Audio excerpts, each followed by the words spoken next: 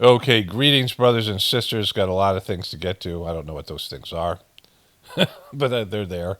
Um, I had some comments, 3 comments I want to get to. And the first one is this: I enjoy listening to you, Paul, but to declare no heaven, but declare reincarnation, they both take faith, sir, except you're biased against the faith for heaven.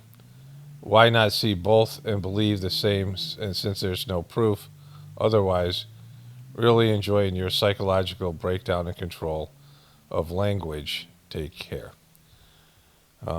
Psychological, physiological breakdown and control of language. Take care. Um, well, because one's true and one isn't. Like I speak the truth here.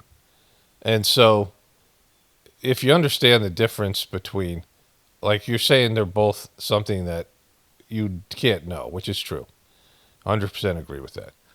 Like the things that you can experience without, um, you really can't experience it until you die. Like there's lots of things like that. But you can experience it to some extent. You can experience heaven on earth. The kingdom of heaven is within. But the kingdom of heaven, as described by Jesus, the kingdom of heaven is within, is not the bullshit heaven you're given by your religion. Okay, so let's just examine the facts here and how you can experience both past and future lives, and experience the heaven part, like as a real thing and not the fake bullshit heaven that they're giving you in Christianity, the religion.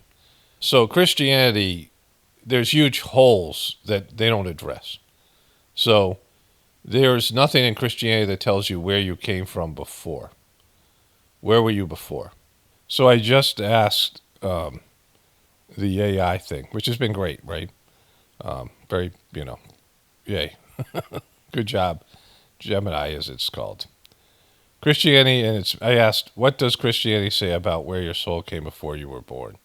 Christianity and mainstream denominations generally teaches that the soul does not have a pre-existence before birth, in the way some other religions' philosophies might suggest, like reincarnation or the idea of the soul waiting to be embodied. Here's a breakdown of the Christian understanding.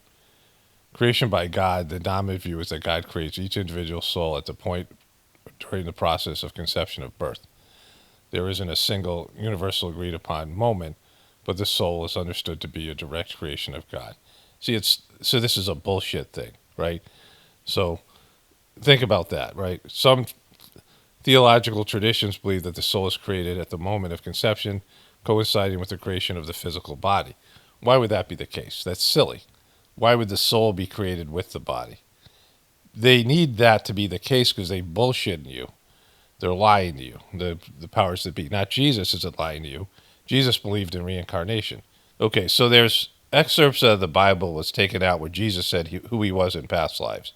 And there's the Nag Samadhi text.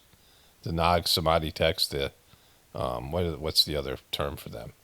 The Gnostic Gospels that were supposed to be found out in the desert, which were written by Mary Magdalene. Now, I don't know if those things are true, but I don't know if the Bible, all this stuff is in question of how legitimate any of it is, right? But, I believe that it is, some of this stuff, right? In the Nag Samadhi text, the Nag, whatever, I don't know exactly how to pronounce it. But in the, Sajmark tradition, Babaji intercommune with all these various souls. Buddha, Muhammad, Jesus, and lots of others. Swami Vivekananda, Krishna, all these various souls. And he had conversations, and he had some Christians that were there who had questions, people who used to be Christian, foreign. They were like, I think it was Danish people, people from Denmark. And they recorded Babaji having this conversation with Jesus. And Jesus said that he and Mary Magdalene were together. And Babaji didn't understand because Babaji wasn't like aware of the Christian, the mainstream story. And he was like, he said Mary, and the people said Mother Mary, and then,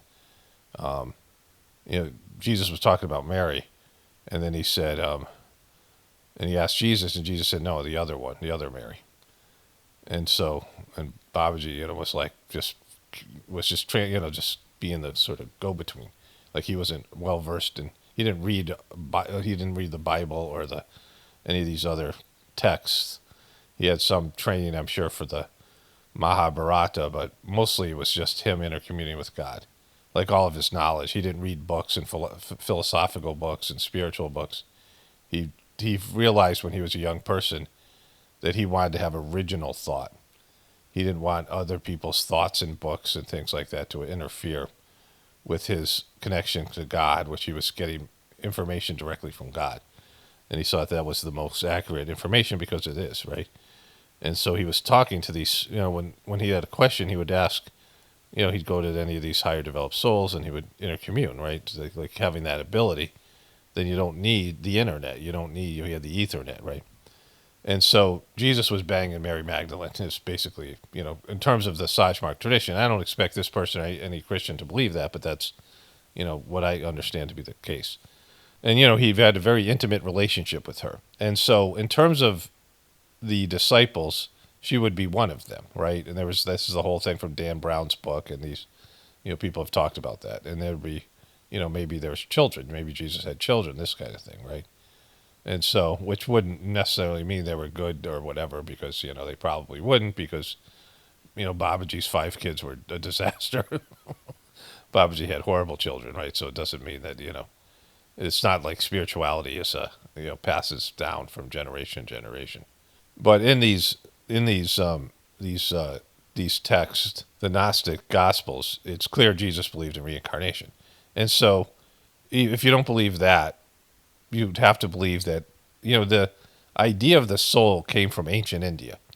They want to make Judaism older than Hinduism. Like I looked at what mainstream media had out there, and this was, Christian-dominated mainstream media, of the timeline of the religions. And they had it that Judaism began before Hinduism, right, from Sanatana Dharma, which is its actual name. And so that's bullshit, because Hinduism has been around for like 200,000 years. Like it's got a long history, and there's the Vedas and all these things. And so Krishna came before Jesus. 5,000 years ago, he came before the Jewish religion started. And before him was Rama, and they were both incarnations of Vishnu, the god of the cosmic functionary of preservation. And somewhere in that period of time, some ancient time, somebody realized that we have a soul. Some saint had, connection with God, and this knowledge of soul consciousness came in, and it came in through India. And so if you understand that, that's the original idea of the soul. And so every religion that believes in a soul, which is basically all of them, it started there. And the soul was understood to have created the body. And so this is something that the Christians, have taken from the Jewish tradition, has taken from ancient India, the idea of a soul. And so you have to go back to the source. And the original name of the soul was Atman in Sanskrit, which was the original language, which is a language that is, kind of all but lost in India. Like only there's just a handful of people that can really speak it and read it and understand it. I mean, not a handful, but, it's not a lot of people. But it was the original spiritual language, where the words, Atman, like it just has a great sound. You can always feel your soul. Like if you thought about Atman, as a sort of a, as a meditation or like a mantra, it would, you can feel your soul when it's you hear the word. Like it's the original, it's the real word for soul. Soul is a nice word. Like there's words that just sound better phonetically, and they have a nice vibration to them. So soul is a great, it's not like it's a bad word, but Atman is a better word. It's more the correct word, Atman. But if you understand this, like it's a silly fucking idea. Like just think about this. Why would your soul be created when your body's created? Right? Like it's silly. Like it's a fucking silly idea. Why would your soul and your body have to be created at the exact same time? The only reason is because they don't want to tell you where you came from before. They've made some bullshit thing up, and these are this is to do with the Council of Nicaea and these other times where fucking assholes, just like Daji's doing to to Sajmarg right now.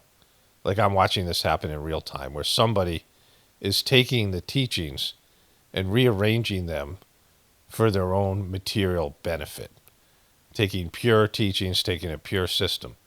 And so when Jesus was around, there was reincarnation. He believed it, his disciples believed it, and he talked about it. Like he talked about what his past lives were, and he had past lives with people.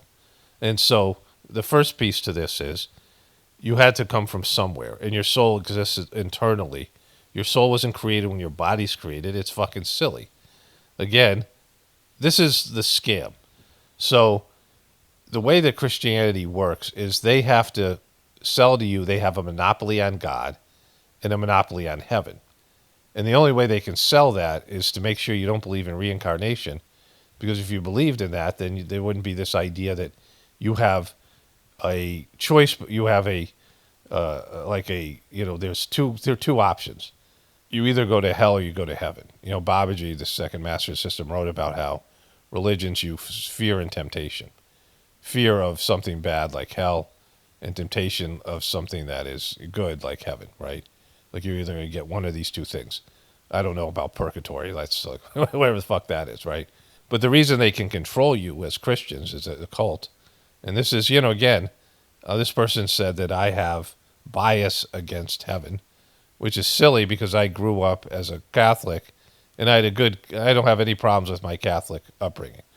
I didn't have any, pedo priest. The nuns that used to come over to our house to do prayer meetings were really nice, sweet women. I went to a Catholic school for 1 year, and the nuns were great. They didn't crack my knuckles. They were nice. I had respect for the nuns. I thought they were, they were nuns and they were older, women. They were nuns, but they weren't like mean or brutal or whatever they were, right? I thought they were, sincere in their spirituality. They just were, I thought they were good people. As a kid, I was in 8th grade, and my mom started to have these prayer meetings when I was in 8th grade, and then I started smoking pot in high school. But I went to some of these things with my mom, these prayer things. And, I was like into the whole thing. I was into being a Catholic. I had no issues with my Catholicism. Like I didn't have anything that I felt like, oh man, that sucked, or I was wronged by the religion. But like Swami Vivekananda said, a religion's a great thing to be born into, but a horrible thing to die in. And I did what Jesus did. And many of us do this. Many people do this. It's probably, I would think, maybe in the millions, it's still a small fragment of the population, that you have a spiritual relationship where you start having a relationship with the divinity within you. And that's what Jesus did. And that's what Christianity should teach you to do. But they don't want you to do that because they can't control you then, right? They don't want you to have direct contact with God. They want to be the middleman between you and God. So they came up with this bullshit story to say when you die, you're either going to heaven or hell, and we're the gatekeepers between those two things. We're the ones that are going to let you into heaven. If you don't go to heaven, you're going to hell. And so if it's a one-off, well, there can't be a future life or a past life. So they made up this bullshit thing that your soul's created when your body's created. Like your body's a physical thing. Your soul creates your body. Your soul manifests your body. Your soul picks your, like all the characteristics and things of the family and your mom. Your soul hangs around your mom. And you can, I've experienced this, the souls that were there, and mothers can experience, they can feel the soul around them. So this is confirmation that the soul's there. I'm talking about before conception, because the soul will hang out around the mom until there's, a suitable sperm donor. The father is in there, right? But the soul's with the mom, and they already have a relationship, and women have experienced this. And so that's documentation of bullshit on this Christian belief that the soul's created when the body's created. And again, it's a bullshit story because they can't tell you what Jesus actually believed, which was reincarnation, because they lived, Jesus went to India, and they were close to this area. Like they're not that far off.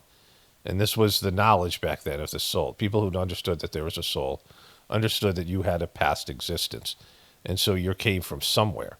It's stupid. That's a stupid fucking idea. Your soul and your body are created because your body is a vehicle for your soul. Again, if you have an immortal soul, right? And all of a sudden your soul's created with your body, but then your soul's going to live for eternity in either hell or heaven. It's a bullshit story. It's a bullshit fucking story because there's a scam. And the scam is that you're going to do this religion and you're going to give everything to the religion and the power behind, you're going to give up your life in many cases because there's militaries involved with the religion. And so they came up with a story where this would be the only religion because they want to have a monopoly. And so the other religions, you're not going to heaven. We're the only ones who can get to heaven. We're the only ones that keep you out of hell. And so they're scaring you and tempting you because of, your own, you don't want to go to hell, right? Then you better do our thing. And so that's where the bullshit thing comes from. It's 100% bullshit. Right. When you're taking a story and you're manipulating the truth to have an outcome where you control other people. And that's what this religion has done. All the religions do it to some extent in different ways. But Christianity has a clear scam here. So then they have John 3:16 and these other parts of that, verse where Jesus is the only Son of God, even though Jesus calls the your Father, right? You say the Our Father prayer. Well, how is God my Father and Jesus is Father, but He's the only Son? That's silly. Again, bullshit thing, right? So if he's not the only Son, then you start looking at other religions, and so they scare you into not believing, into believing that this is the only thing, and you're going to go to hell if you even consider these other spiritual paths and religions, and so you don't even look at them, right? It's like Taco Bell says that you're going to die if you eat anything else but Taco Bell, so you don't go to McDonald's, right? So, it's a bullshit thing, right? So you don't even look into other things. And so to think that I have the bias when you haven't looked at other things because you're scared of going to hell and you believe in a heaven the way they present it to you. And so then they talk about heaven in a way that's not accurate. So your soul is going to go somewhere briefly before you reincarnate. And the farther you are along spiritually, the longer there is between births. The longer there is, Earth time, where there are souls, lower developed souls, they die and then they're almost immediately reincarnate. Almost like they die and go from one body to they start creating a baby. And some, lower level consciousness human beings that are, uneducated, unsophisticated, these things. Almost living like these, animalistic, really poor people that are, that don't have the ability for abstract thought and living at a very low rate because they're trying to get as many lives in as possible so that they can evolve out of that lower level of consciousness and evolve to a higher level of, being. And you can see the distinction. So that's another way that there's proof. You can see the level of soul development in people. People have different levels of spiritual development and soul development in terms of the soul stays the same, but, incarnating multiple times, you start learning things.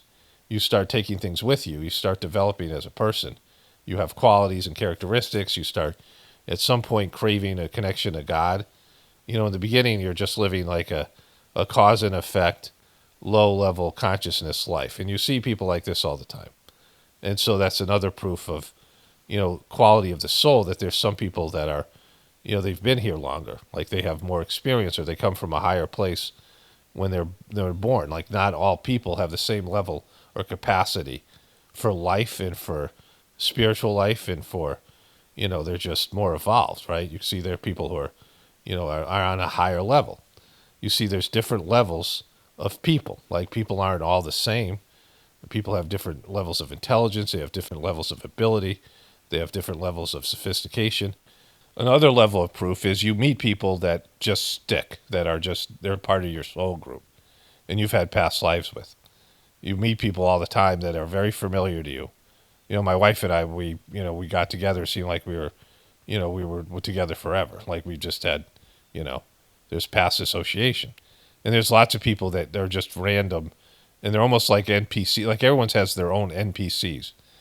People who aren't really a part of your life. They're just, like people you interact with. You go to the, you buy you go to some fast food place, or you go to the grocery store, and you interact with the cashier, or you interact with the doctor or the people that come and go in your life, and you have almost no conversations, no time, no past experience with.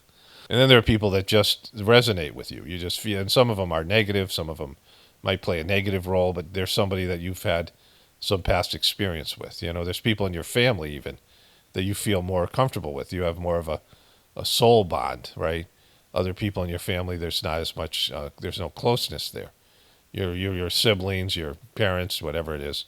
You might have one parent that you have a strong past life connection with, another parent that you barely, like they're nothing to you almost. Like they're just yeah, that's my dad, or that's my mom, like you barely have any connection with, right? So there's people who just pop that you really resonate with. You really, there's just something there. And everybody experiences this, right?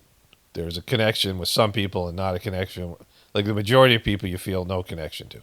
And then there's layers of it. Like there's people that are, you're familiar with, but they're not really all that important to your, they're not lifelong friends or something, but, they stand out in short periods of time in your life. And this, in the Sajmark system, you'd go to the ashram in Chennai, India.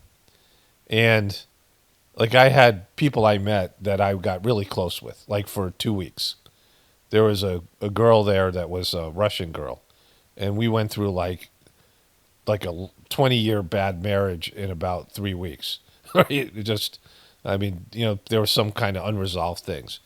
And there are people you'll meet and you'll definitely know that you had a past life with them.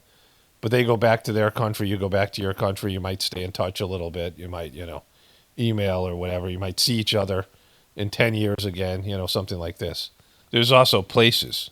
I remember my mom going to Europe and having these experiences in Europe. She traveled to Ireland because she was Irish. And I think she went to Italy and some other places. And she felt, you go to places and you feel familiarity, right? There's a time Master Charji he had a past life as a Native American somewhere in Georgia where the ashram was. And he remembered a tree from a past life, right? And you can have past life memories with people. These things happen. Like there's just a ton of evidence about this. And so if your soul was just created, which is dumb as fuck, right? That, again, why would your soul and your body be created at the same time? It's stupid. But then your soul's going to live forever, your body's going to die? Like what? Like what? Like, well, of course there's a scam there. They can't tell you in a past life because then it's like, well, then if you die, then you might not go to heaven or hell. You might just come back here. And so then, like, how do I break that cycle? Well, I don't know. That's not in our book. I don't know. Don't ask stupid questions. Stupid. You're so stupid.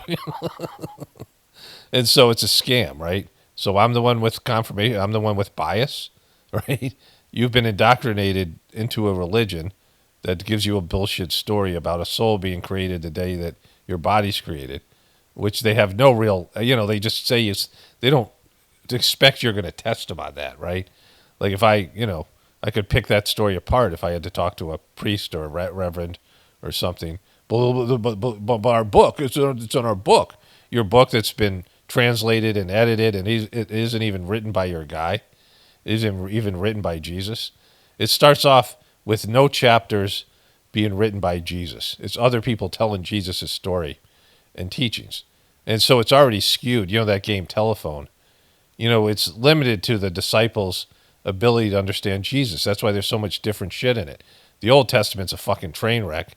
And again, they stole the idea of the soul from, not stole because it's for everybody, but they've changed the story of the soul to fit these narratives that are in these books, these various books. It's a bunch of collection of books that are put together that are, that have been manipulated and edited and things are, changed and there's all these things translated. And so the book is the book. It's not that great. It's an okay book in terms of, there's some good things in it, but there's a lot of bullshit in it too. So the book is not an authority. It's an authority to you because you've been told it's the word of God, but it's not the word of God. It's the book according to Mark or Paul or, John, it's a disciple saying in the New Testament, it's disciple In the Old Testament, it's a fucked up book. It's not anything. God is totally misrepresented. And so once you're able to free yourself from your bondage, from your indoctrination, you can see that. And you start reading other books and other teachings, and you realize they're much more sophisticated, including the one about past lives and future lives. And so the problem is with people, they don't have, especially when you're wealthy, you live in a wealthy country like America, and you're enjoying your life. Once you hear there's a future life, you're like, oh, I'll just come back. Thinking that you're going to have a good life in the future, you're living a good life now, you're happy now, so so there's no sense of, oh, I want to get liberated. Why would I want to get liberated? I want to come back and enjoy and indulge on this planet more and more, like it's a video game. I want to experience the pleasures over and over again. So that's why there's pain and suffering. So you realize you got to get the fuck out of here. Like pain and suffering is a blessing, so you don't stay here forever. Because once you start indulging in your sensory stimulation and the pleasures of the flesh, right, then you're not going to want to leave. So that's another thing. So, why would you go to church when you can just enjoy the shit out of your life, knowing that, hey, I'm coming back anyway. I'll just enjoy this life and I'll enjoy my next life, right? So that's where pain and suffering come in. Let me get the fuck off this miserable planet, right? It motivates you as a spiritual person, because then you're like, you're not like reincarnation becomes something where you're like, oh, I get a do-over? Good. I'll fuck around and do a do-over. So that's another level where Christianity can't have you, they have to scare the shit out of you with this idea of hell. Otherwise, you wouldn't come to church anymore, right? Well, I don't want to go to hell, so I'll go to church. You want to go to church today? No, but I don't want to go to hell either. So, and so this is the whole thing, right? It's a scam. And so heaven, there's Babaji said that the most you could get out of the Christian faith is salvation. He called it salvation, which is a 17-year period between this life and your next life, where you'd have time. If you have time to process your past life and then carefully plan and choose your next life on a soul level, you're together with other souls, and you have a spiritual support team, and there's consciousness in your life, and you're working for God, and there's a whole plan. You're coming down.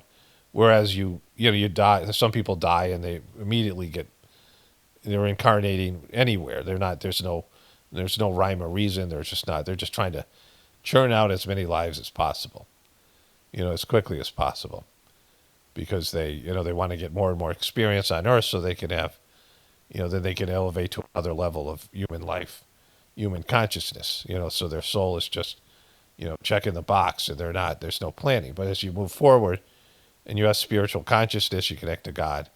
And then there's levels of, knowledge and things that are there. And, it's more of a consciousness than you're on a different level of consciousness, and you can see it. So there's all this evidence for past lives, zero evidence for hell and heaven as a one-off, as a either or. Because when you die, you're going to an etheric place. And depending on your proximity to God, where you are in your spiritual yatra, your spiritual journey, it's a better place, because of, your own accomplishments, your journey. You're being closer to God. But until you reach liberation, you're still coming back here. And then once you reach liberation, then you can go into the etheric world, but then you're working. There's no fucking 70 virgins and a mule, this like this stuff that they tell these terrorists, if you die, you're going to heaven, you're going to have 70 virgins. Like, there's all these, soul women waiting for you without a body for you to, it's silly fucking stupid shit like that, right? Like, there's no you're going to heaven and everything's great, and it's all pleasurable. It's all work. You're working for God. It's just automatic. Like, you just don't sit around. You're not going to vacation. You're not going to Hawaii when you die, right? It's silly. You're going to go to work. Your soul's going to work on, doing God's work without any obstructions of your ego, without any obstructions of your personality. And you can work on a soul level where you're using you've developed these etheric qualities, your ethereal body, and you work on an energetic level. And so, again, like, the idea of past lives has always been there. Because once you realize you have a soul, then your soul was somewhere before, and your soul is going to go somewhere else in the future. And if you look at life, the way schools are set up, right? You get a certain level of knowledge. You learn how to read in the first grade, and you learn how to, read and write in the first grade. And then in the second grade, you learn to do it better. And then you learn how to do math, and and each year you graduate to something else. And when you do, your job, you get a promotion, and you do a better job, and you do a higher job. Like everything's like that. Like you graduate to something better. You have a shitty first marriage, you do better on your second marriage, right? Something like this, right? Everything's like that, right? You screw up your first kid, so you get better on your second kid, right? As a parent, like everything's about learning and developing, and these things. And you have multiple lives. Like in your own life right now, you can think of probably 7 or 8 distinct periods. You're a baby, which you can't remember. Then you're a toddler, which you have barely any memory of. Then you're a kid, you have some memories of that. And then you're an adolescent. So you've had 4 lives. You've had 4, separate, experiences. Like you're a different person. You're different. You go through these stages of development. And then you're a full-fledged adult. So you've had like 6 or 7 different, states of consciousness you've been in. And your mind's changing, your brain's changing. And then you have these various relationships. You have your college life, and that lasts, that's a period. And then you graduate to something else. You have a family, and then that's a different period. And then you're working, and then you retire, and that's a different period. And your body's going through things and your consciousness is changing, and you have these distinct periods of your life where you look back on who you were when you were a kid, or where you were as a, this is how life works, like just video games, right? You have a life, and you get through a certain level of the video game. And so that's everywhere in existence. But you only have one life, one chance. It's silly. Of course you have multiple lives. And there's people who are more evolved than other people. What do you think those more evolved people, they either have to come from a higher level of consciousness, or they have to have multiple lives. And usually it's both things. And so they have to, you have to graduate from this experience on planet Earth, and it takes multiple lives for most people to do that.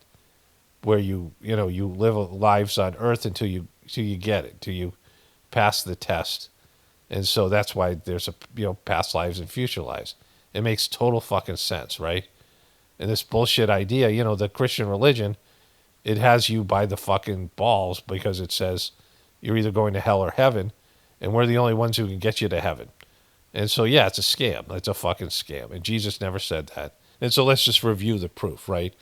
It starts off with a bullshit idea where if you had a past life, it makes sense. You have memories of that past life. You have memories of people. You have experiences that are of familiarity with places, people, and things. You pick up a violin, and some people are like fucking virtuosos, and other people can't play a note. Some people have abilities.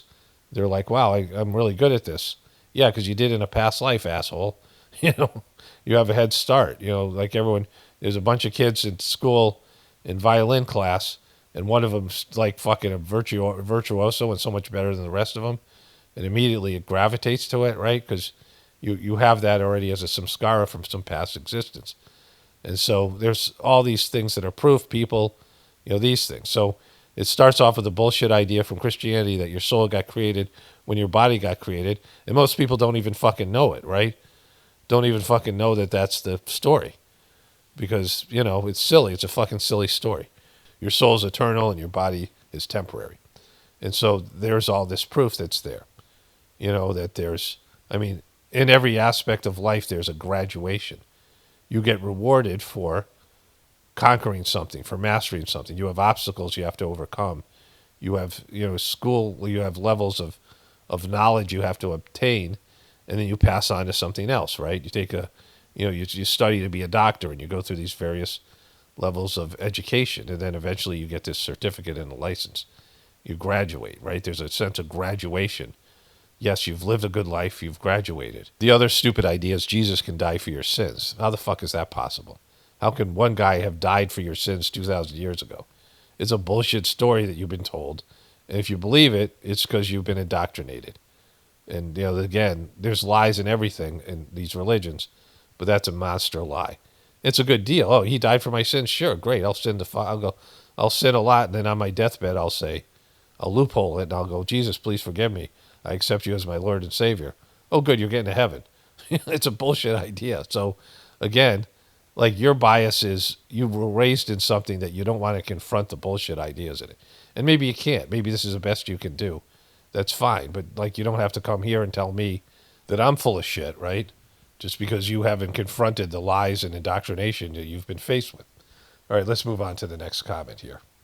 Okay, so I just ate breakfast, so I wanted to say more about this. This is important stuff. It's. Let me reread the comment. I enjoy listening to you, Paul, but to declare no heaven, but declare reincarnation, they both take faith, sir. Accept your bias against the faith for heaven.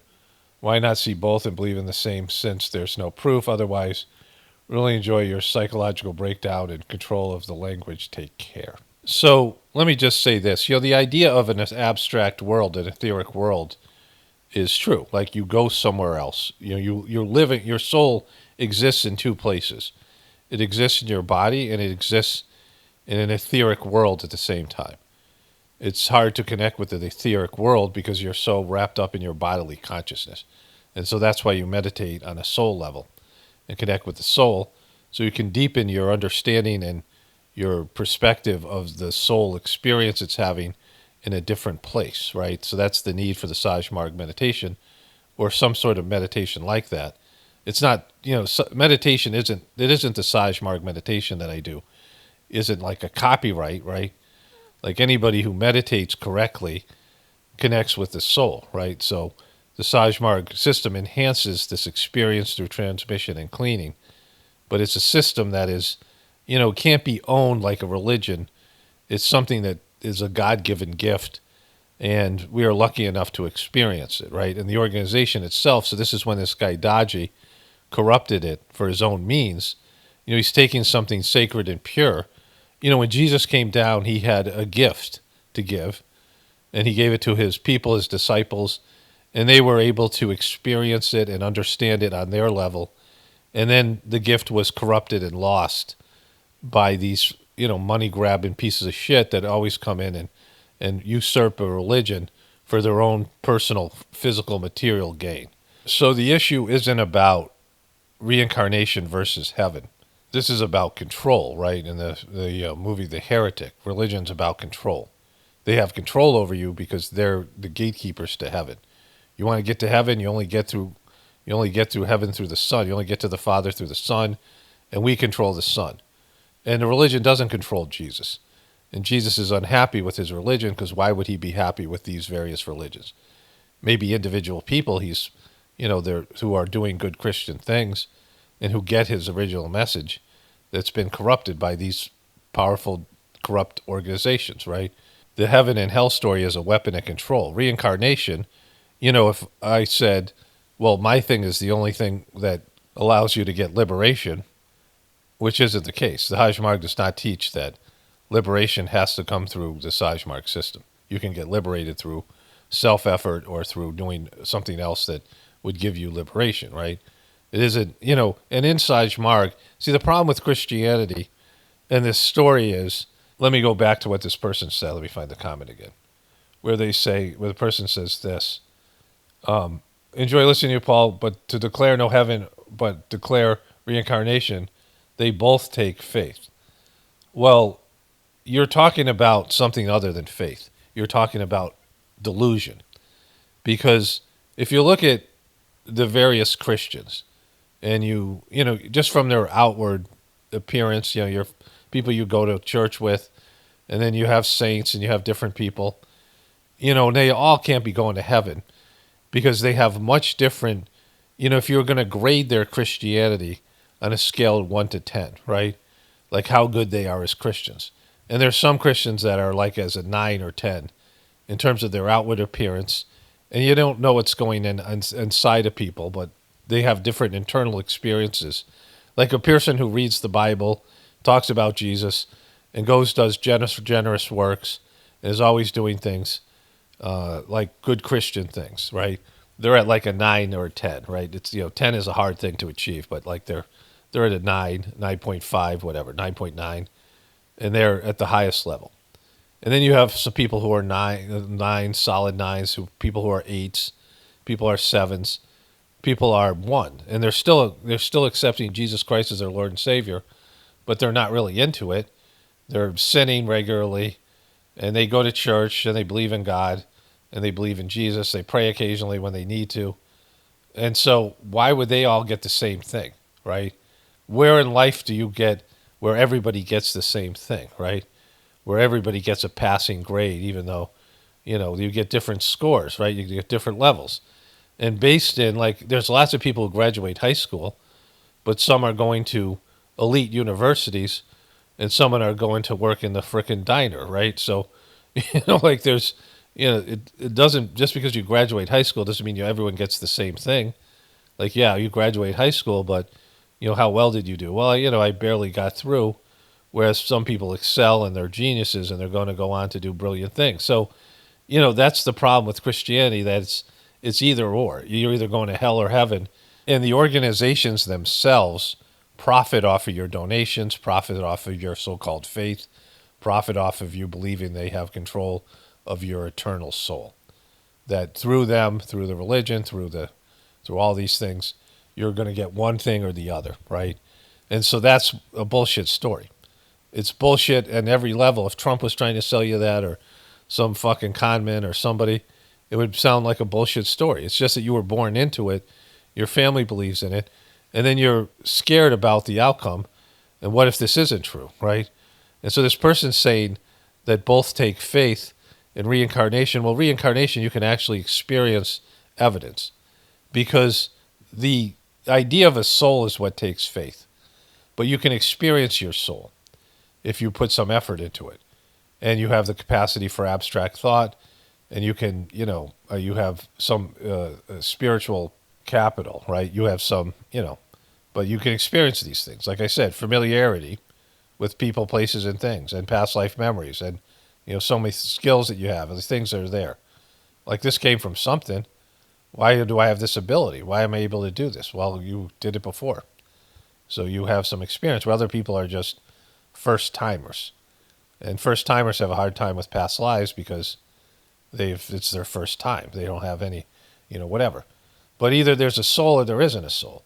And if there is a soul, then there is a process, right?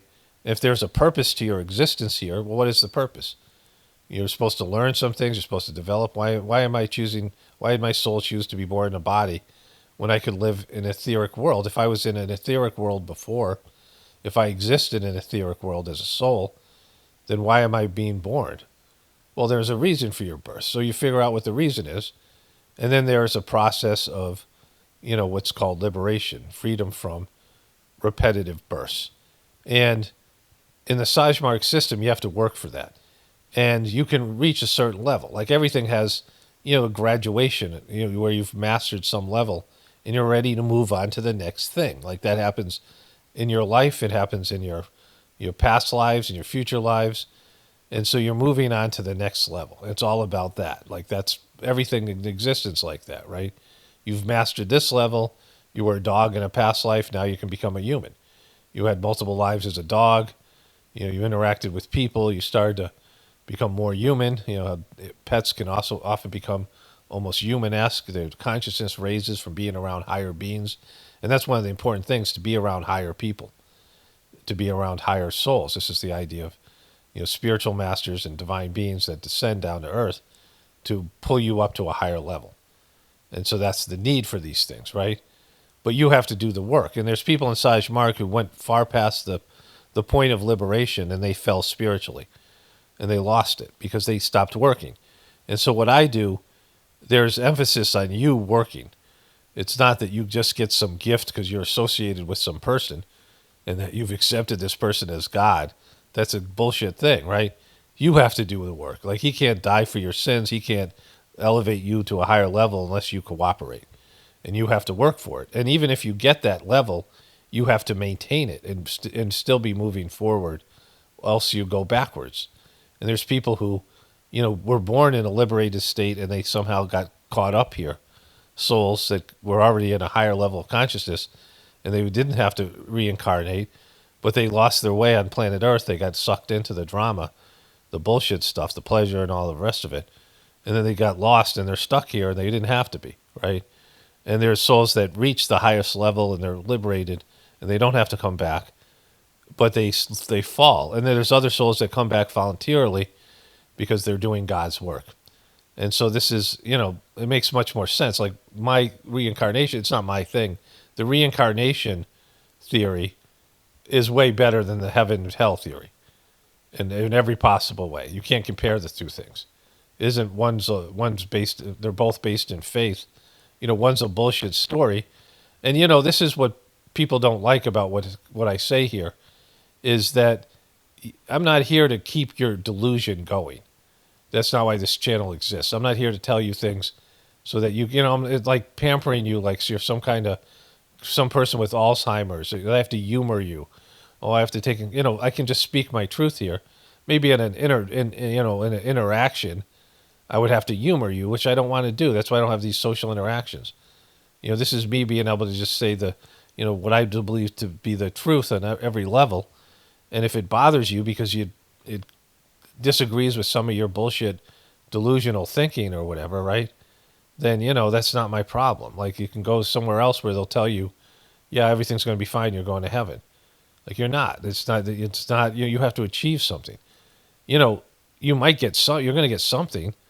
Like I'm not going to discourage somebody who only can do Christianity. If Christianity is the highest level you can reach, then by all means do it with gusto. Like, but don't come here. Like it's just going to bother your faith, right? Like if that's all you can do, it's going to bother you. It's going to, it's going to put doubt into your, I'm going to say things that you're going to be like, oh, that sounds fucking right. And then it's going to make you feel unsettled. But if you can do something higher, then you need to do something higher.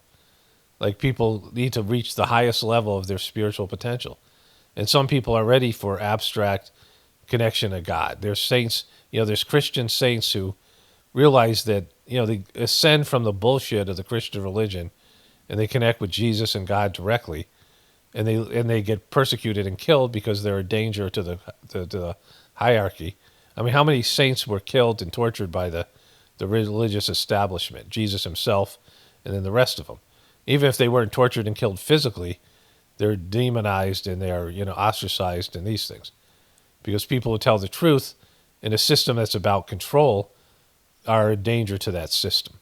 And that's what I talk about here across the board. Everything that, that indoctrinates people to believe in shit that's not real. And that's, that's pretty much everything on planet Earth in every system.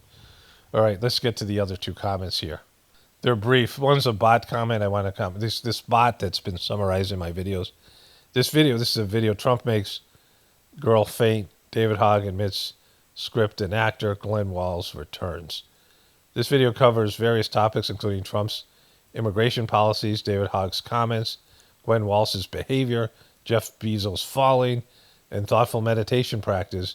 It criticizes political figures and discusses spiritual concepts from the Sajmark system. I'm digging this AI bot thing that comments and does the review. It's very helpful to me because I don't know what the fuck I say in the videos, right? And this person writes, my question is, if the assassination attempt was faked, who is the alleged shooter? And did the guy get wrongly accused? Also, did somebody in the crowd really die? It's quite possible that the shooting accurately happened. However, it was planned as part of an agenda. If that theory is true, Trump is a diehard.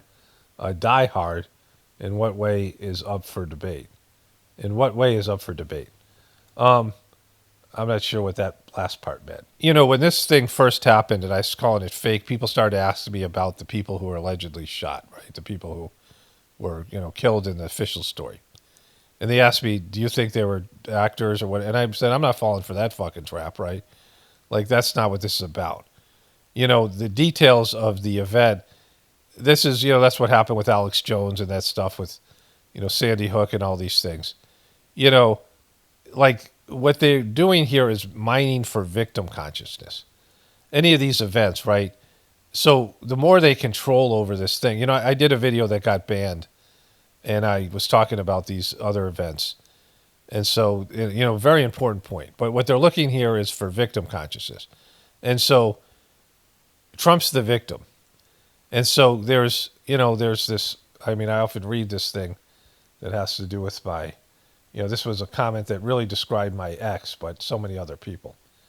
And so it says this: the victim stance is a powerful one. The victim is always morally right, neither responsible nor accountable, and forever entitled to sympathy.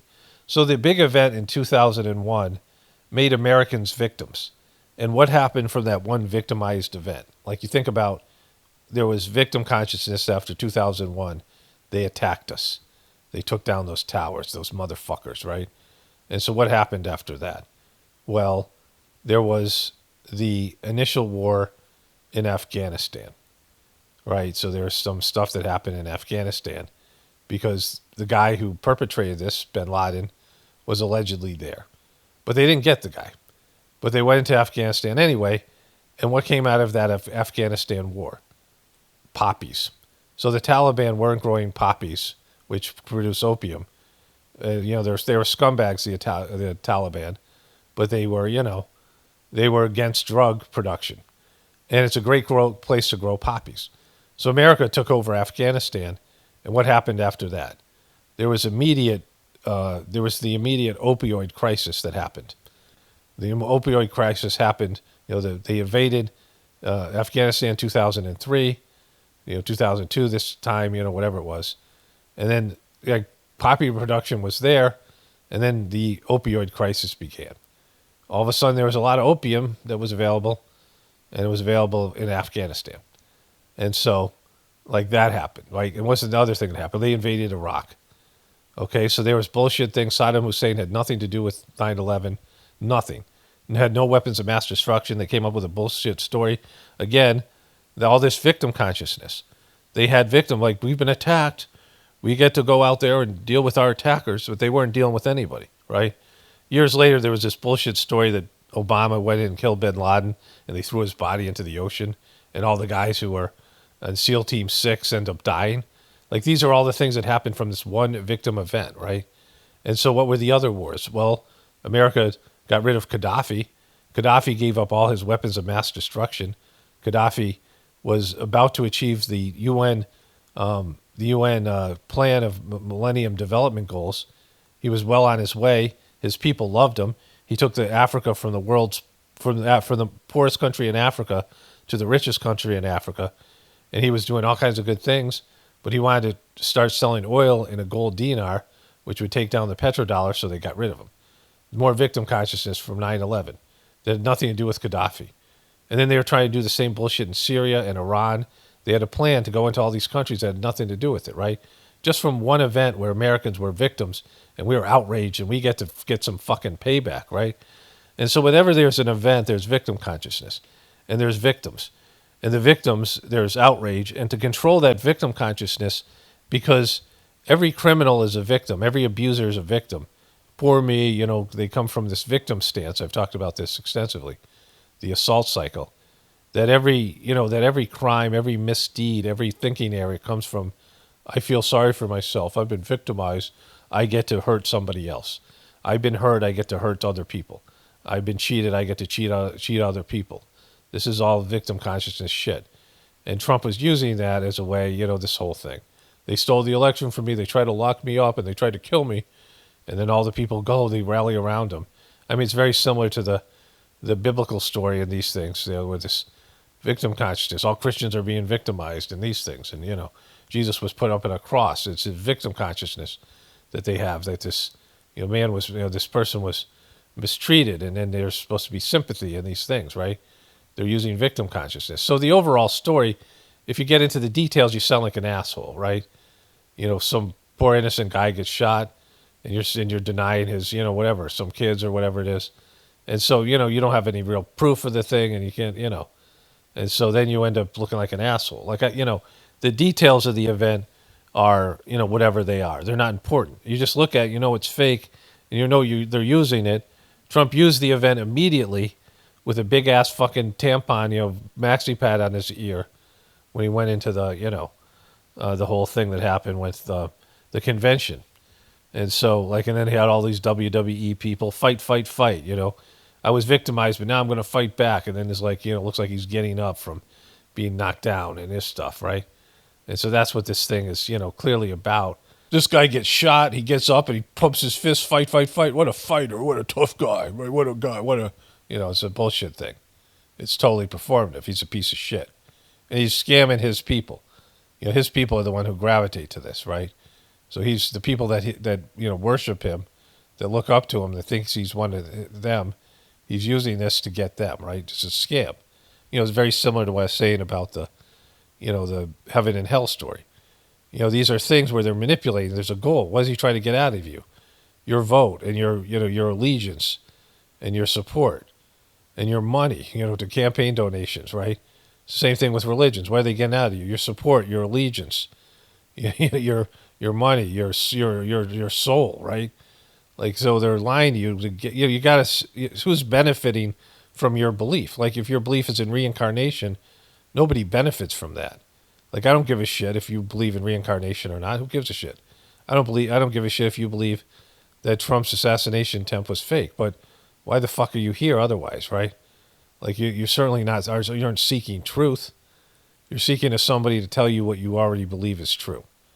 You're not looking to change and develop your consciousness and wake up and see through the lies and the bullshit. You want the deception. So go to a place where they're gonna continuously indoctrinate you with the deception because you don't want to hear anything else, right? Like, the truth is fucking painful, and the truth is always you have to work harder and you have to change and you have to be better and you have to take responsibility for your life, right? You can't just be sitting there, oh, let's get rid of the deep state and everything will be good. Oh, let's just accept Jesus and I'll go to heaven. These are easy ways out. They're just giving you a fucking, a pass on your taking responsibility for your life and living a life where you're supposed to do shit that's for, the betterment of yourself and other people. And you're supposed to figure it out and continuously evolve. And that just doesn't happen because people, I can just blame those guys are worse than me over there. Let's change them. Well, what about you changing? No, let's change them. I'd rather have them change. And so, you have to change. Like, that's, and that's not a message that sells. Telling other people they have to change isn't something that they want to hear, and you can't monetize that, right? You can't monetize somebody else doing something they don't want to do, right? Like, you have to figure it out. Like, I don't have the answers. Like, nobody has your answers for you. You have to figure out what you're supposed to do. I mean, you can get help and you can get guidance and you can, experience these things by being around higher developed souls and consciousness and watching them how they did things and learning from them. But ultimately, you have to learn from them. You have to, develop these skills and learn from there's a difference between worshiping someone like Jesus or becoming somebody like the masters in the Sajmark system where they represent something that you can achieve. Like, Jesus is the only son of God, so you're never going to achieve that, right? Trump is some great man that you never achieve that. But what good is it if one person is great? Like, how's that going to help anything, right? What good is it if there's only one son of God? Like, we're all children of God, right? And so, like, these things are all the same. The scam is the same. And it's just one thing. This is probably one of the most important things I've said in any of these videos. Like, it's just one thing. It's a one-part scam. And it's that you don't want to face the truth about yourself and your life. You don't want to take responsibility for your life. So you hear these scams that tell you don't have to, right? So that's what all this is about. That people don't want to deal with their own bullshit and have to, figure it out and have to, work towards something. They just want to be told, you're doing great, everything's okay. We just have to change this other thing. We got to get rid of the deep state. We got to get rid of the devil.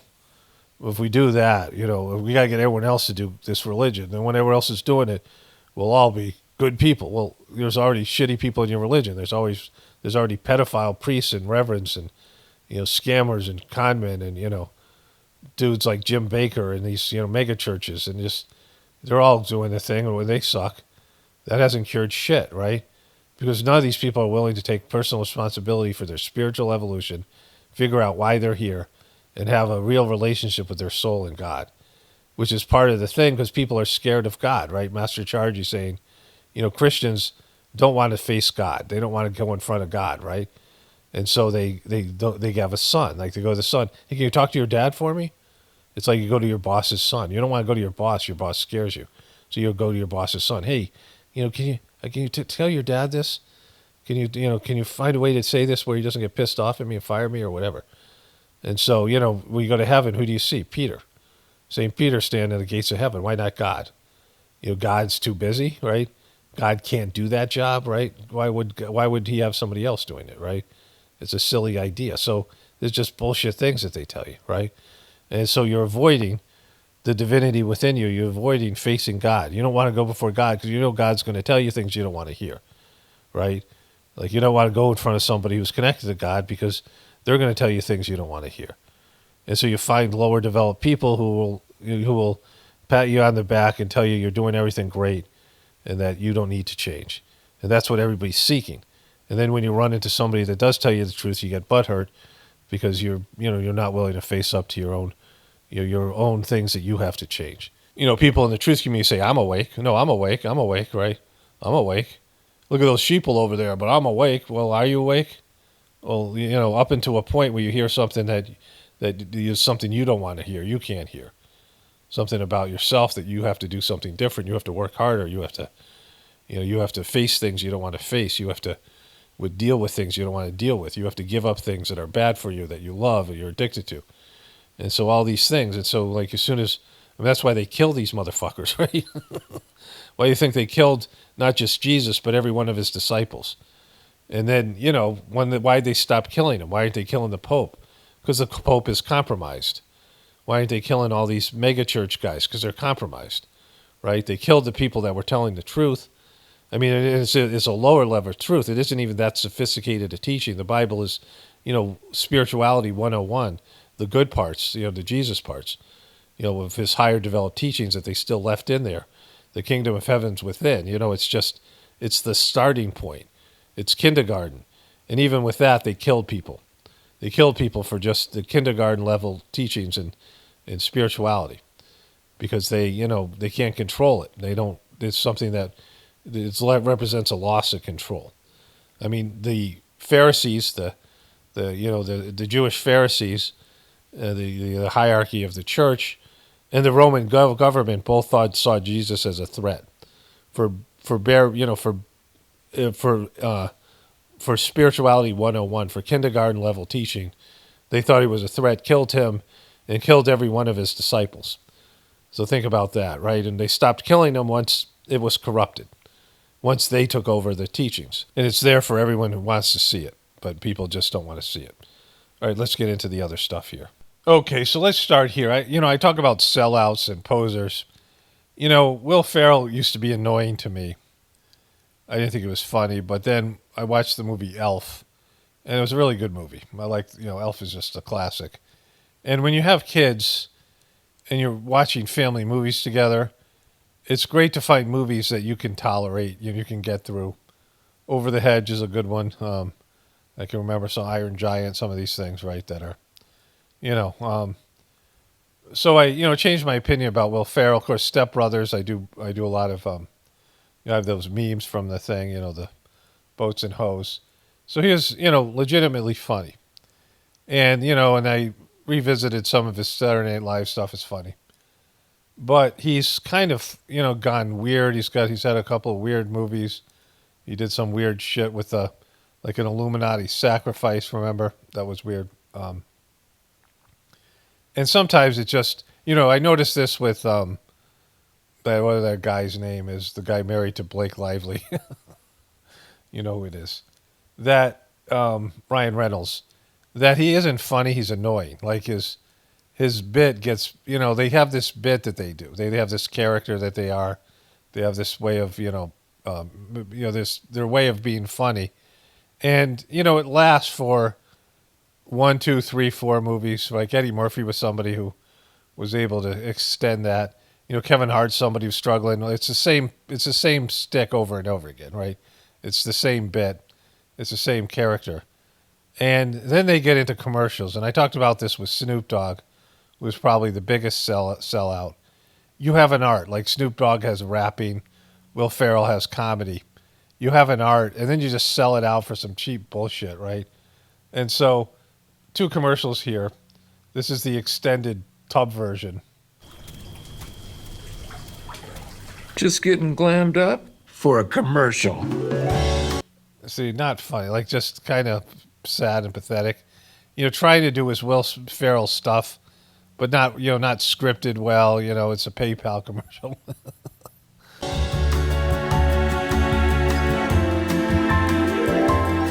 I see you trying to make funny faces, like there's nothing here, right? You've just played yourself, right? When you sell your art out, you sell your gift out to some fucking PayPal commercial. Don't come in. I'm still in here. I don't care if this is the only bathroom in the house. This is... Wait, that's the only bathroom in the house? Look at this frickin' bathroom. You only have one? Like, of course, it's silly, but there's, in his real house, he probably has 5 or more. House. This is my time. Very few houses have the bathtub right in the middle. Like you're going to bang into the bathtub walking through these sinks. And I mean, it wouldn't be over here. Like this is just, they slapped a bathtub in a bathroom for this commercial. So it'd be symmetrical. But like the whole thing is contrived and stupid and it's not funny. It's cringy, right? Like and you're like, oh, people selling themselves out for commercials. Sure. But like, there's a point where it just becomes like, almost like you're broaching, like you're giving something and you make a lot of money off that thing. Enough already, right? Like just, go out with some fucking dignity. You can pay your own way. Pay your own way. PayPal. I don't know how much longer. You see, this is a thing they do. Like Snoop Dogg rapping as the general for General Insurance and doing this goofy rap. And, these guys who do their comedy shtick in an unfunny environment because, you have to set up some comedic principles, some comedic, storylines and premises for something to be funny. You have to have something that makes it funny. But this is just him selling for PayPal. Like, he doesn't give a shit about PayPal. And we'll show you the second commercial here. And so there's nothing funny about this, but he's doing his funny stuff, like the stuff that he would do in a different setting or scenario. But it doesn't work here because it's just, slapped together and it's not organic, it's not natural, it's not, and so it's pathetic. It's like looking for a mercy laugh. But you see this quite often. And, it's got to be a little bit embarrassing, but people are like, well, you're doing it for the money. What are they paying them? Like, how many millions of dollars do you get for this? But it's just, it's embarrassing. So they rolled that out, right? And, I don't know what the return is on this. Like, people know about PayPal. You have these various options, right? Apple Pay, Google Pay, and these other type of pays, like this PayPal, all these other things, right? You have ways of paying with your phone, ways of paying, for whatever, right? And I don't know how this converts to customers. So this was during the NBA playoffs, the first 2 nights of NBA playoffs. One of those 2 nights I saw these commercials. And I was like, holy shit, right? Excuse me, are you shopping online while standing in line? Yeah. Me too. I just bought a croquet set using PayPal. Cool. And PayPal lets me choose how I pay. Oh. You're not going to sing again, are you? What? No. Okay. You can pay your own way. Here we go again. Pay your own way. So then they go into these. I use PayPal to buy this ticket, and I'm paying it off in 4 payments. No fees, no... Okay, so what fucking parent would have this fucking goofball sitting in between their 2, young children? interest. You know what else has no interest? Me. You can pay your own way. I'm still in here. Coming right up. Natural-looking curls. Okay, so not a funny bit, right? You can pay your own way. Like just pathetic. Like just stop already, right? Like this is you're trying real hard to be funny, and it like makes all your other stuff suck retroactively. Pay your own way. Swans, flock up. I ordered nachos in the dock. What happened to your curls? Humidity. Pay in store, pay online, pay. That's not funny. Humidity. That's supposed to be a joke. Humidity. What happened to your curls? Humidity! Not funny, right? Like, just sad and pathetic. Like, dude, do you need a load? Like, you okay? Dude, you got a gambling problem or something, bro? Like, what's happened? Like, why would you do this? That's like so bad, right? Pay in store, pay online, pay over time. Don't just pay, PayPal. Pay Boom. Like, people don't know how PayPal works, right? your own way. You got a weird thing for PayPal, man. See, that's the other point. Like, he doesn't have a weird thing for PayPal.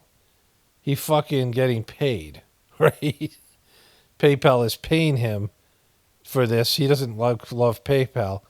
Sometimes people just love something and want you to know about it. And then they get paid to endorse something they love, right? And nobody loves PayPal. I mean, it makes some things easier. People don't love or hate PayPal or whatever. People have their, theories about all these companies. But, they're just apps. Some are better than others unless PayPal fucked you somehow. For the most part, PayPal is just, nobody gives a shit about it. But the people don't love it, right? And don't love to use it. It makes things more convenient. I use it occasionally, whatever it is, right? I get donations through PayPal. There's things that PayPal provides. But the premise here is he's all weirdly, he's weirdly obsessed with PayPal. No, they're paying him to do this. So, like, nobody buys that as a premise, right? So it's not funny. Okay, so a couple of big stories. I haven't really looked at the news this morning. I just went right into, I did a voiceover for the, preparing for death meditation thing I'm doing on Gratefulness Meditation. And it's also part of the Journey series. And then I did the voiceover about reincarnation. So I had no idea the Pope had died at that point.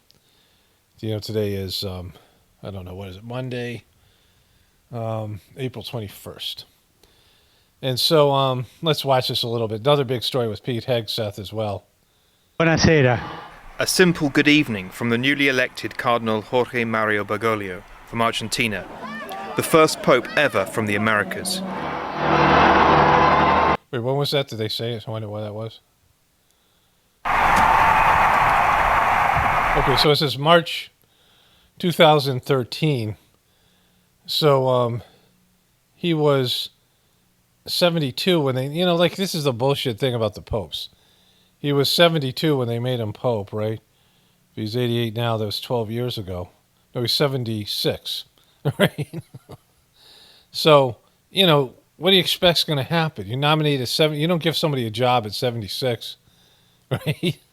Like, that's part of the, like, it's like, you're going to be here for, like, at most 10 years or 12 years, or whatever. I mean, lived in the 90s, 14 years or something. But the end of it, you can barely move. How long was he incapacitated for, when after his health started to fail? Because he just didn't up and die.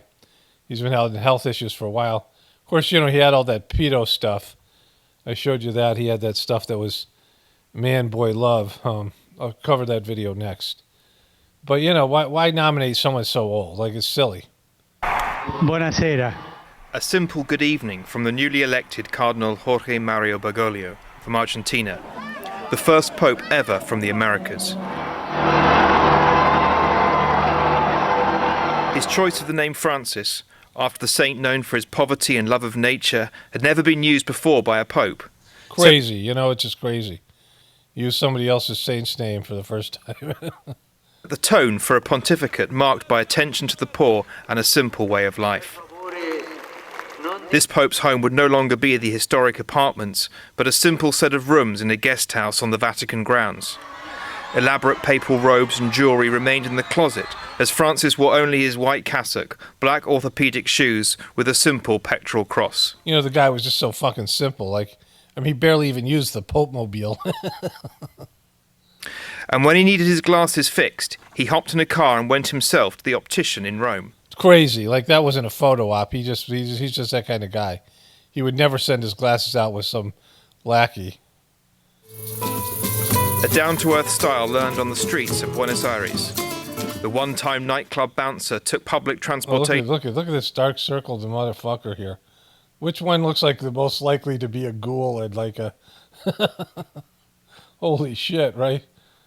Nightclub bouncer took public transportation and always remained a fan of Argentina's San Lorenzo soccer team. No way. He was a soccer fan? That's crazy. Who's heard of such a thing from a pope? His simple words, too, had a way of getting to the heart of divisive issues. Si una persona è gay e cerca il Signore. If a person is gay and accepts the Lord and has goodwill, well, who am I to judge? Who is he to judge? You're just the pope. It didn't change the Catholic Church's opposition to gay marriage, but convinced many that he was a pope open to change. He was open to change, that pope. Like, who's he to judge? He's just the pope. He was a champion of the environment, issuing an encyclical, the highest papal teaching document, to warn of the dangers of global warming and a throwaway consumer culture in the West that damages our climate and the livelihood of the poor. Kaboom! He was a global warmist. El abuso y la destrucción del ambiente. The misuse and destruction of the environment are also accompanied by a relentless process of exclusion. In effect, a selfish and boundless thirst for power and material prosperity leads both to the misuse of available natural resources and to the exclusion of the weak. So you're going to give up all you guys' lands and pay all the kids that got pedoed by your priest? So is that what you're saying? Because, like, this was just words. You could actually do some good here with your vast amount of wealth and resources. He drove home the point travelling to the United States, home of gas-guzzling SUVs, in a tiny Fiat. No way. Everyone else is doing the SUV, but he's in a freaking Fiat. Not even a Pope mobile. Equally at home with the poor and powerful, on the lawn of the White House, he made a plea for immigrants. As the son of an immigrant family, I'm happy to be a guest in this country, which was largely built by such families. And slaves. At a time marked by a dramatic refugee crisis in Europe, Francis tirelessly called on governments and people to not close their eyes or their borders. And he walked his talk, bringing back 12 Syrian refugees on his plane following a trip to the Greek island of Lesbos. He went to Lesbos? He is a progressive. He's been to Lesbos. All right. In the difficult terrain of the Holy Land, Pope Francis prayed at the wall dividing Palestinian West Bank from Jerusalem and embraced his Jewish friends in front of the Wailing Wall. The Wailing Wall. Pope focused much of his attention to those on the peripheries, as he called it, the outsiders, excluded from society. The hungry, the thirsty, the stranger, the naked, the sick, those in prison. He sought to support the churches on those peripheries and far from Rome. The longest foreign trip of his pontificate saw him travel across Southeast Asia and the Pacific, highlighting the importance of this region for the future of... All right, so let's go to the Pope with the weird symbolism. I'll show you that next. Okay, so this is an older video from mine called Francis Predicts He Won't Be a Pope for Long, Says He Misses Pizza. And I don't know when this video is probably like 10 years old, so. But he's got this thing here. He's at a pizza party over here somewhere. Where is it? There we go. There he is eating pizza with kids, and these things are all, given the history of the Catholic Church and being pedos and the pizza stuff that was going on at that time, at least in America. But then it came out, this is the man-boy lover symbol from the FBI. And he's got these symbols all over his robe. I did a couple videos on this. He actually had 2 different robes with these symbols. And it's who gives a shit at this point. Somehow I had to open up in Photoshop. But there was, numerous of these robes he had with this symbol that was, FBI says, is man-boy lover. Okay, so let me just say these things about it. Now, I was talking about this earlier in my voiceover about reincarnation. I'm grateful for my Catholic experience. I have no issues. I mean, being bored is one thing, whatever. But no trauma, no difficulty, nothing to complain about. in terms of my Catholic upbringing, my mom and my grandmother saying rosary prayers. I used to say the rosary prayer. These things, connecting me to God in a way, as a child. And, this idea Swami Vivekananda said, a religion's a wonderful thing to be born in and a terrible thing to die in. And it's almost a necessity. Like having a mother who's spiritual is actually a huge benefit to any kid for a variety of reasons, for the obvious reasons. And, growing up in a religion, you learn morals and, basic things, like childish things that you can learn as a child. But the religion, you gets capped off when you enter into your adolescence, young adulthood. You start seeing through the bullshit. You realize there's a lot of questions. And then you start, probing deeper into the religion. And you can easily lose your way or just fall off of the religion, especially if some negative things happen through your religion.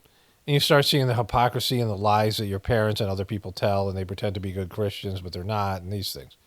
And so then you start to have adult level thoughts, and they can't answer lots of questions because a lot of this shit is just made up, and a lot of it's based in a different time period and more simple people, less educated people, and they don't have answers for those inconsistencies. But aside from that, it can't help you anymore. Your religion is to teach you those basic things, and then you have to learn to evolve to be a spiritual person. I mean, that's the next stage, if people are going to take the next step. And thankfully for me, that next step came when I was 29. So from the time I was about 15, 16, I stopped, doing any sort of religious things. I went to church because I had to, forced to church maybe a couple times a year. My dad, went like on Easter and Christmas. It was just Easter Sunday too, so that was the whole thing. Yesterday. And so, I mentioned that. But for the most part, I had a good Catholic upbringing, and it helped me in what I'm doing today. So I have no issues with the Catholic Church, obviously what they've done to other people, kids, particularly the pedo priest. I know some people, some women in Ireland were practitioners of the Sajmarg meditation that I do, and they, they were abused by priests and other people. I think I know some more people somewhere. And that's the worst thing. Like, it's worse to be a pedo priest than a pedo, like, billionaire, like something like Jeffrey Epstein and these other people, because it just, people then associate God with evil, right? Kids then are turned off from God because a man of God, a so-called man of God, has done something to them. So, there's higher stakes from people who are self-proclaimed, men and women of God, people who, are have some position in these things. But my issue with the Pope as an institution, the Pope as a position, my wife and I just saw The Conclave, which, my wife's really into those kind of movies, the Dan Brown stuff. She read the books. And, we've watched a few of these things. There was a TV show called The New Pope and the Young Pope, The Young Pope and the New Pope. And they were interesting shows, like very graphic, not very religious. I'm sure the Catholic Church wasn't happy about them. But the choosing of the Pope is very interesting because it's so political. And in The Conclave, it's a pretty good movie. I thought it was pretty good, compelling. But it's just so, like, not divine, right? It's all politics. It's all perception. And the person who gets to be the Pope, just like the person who gets to be the king or the queen, they have this thing called the firm, and it's a bunch of handlers that keep the king and the queen doing king and queenly things in the right way. So there's no real change that the king or the queen can institute that goes against the things that the so-called crown, right? And the Pope is the same thing. The Pope can say some words that might be controversial, but can't change policies.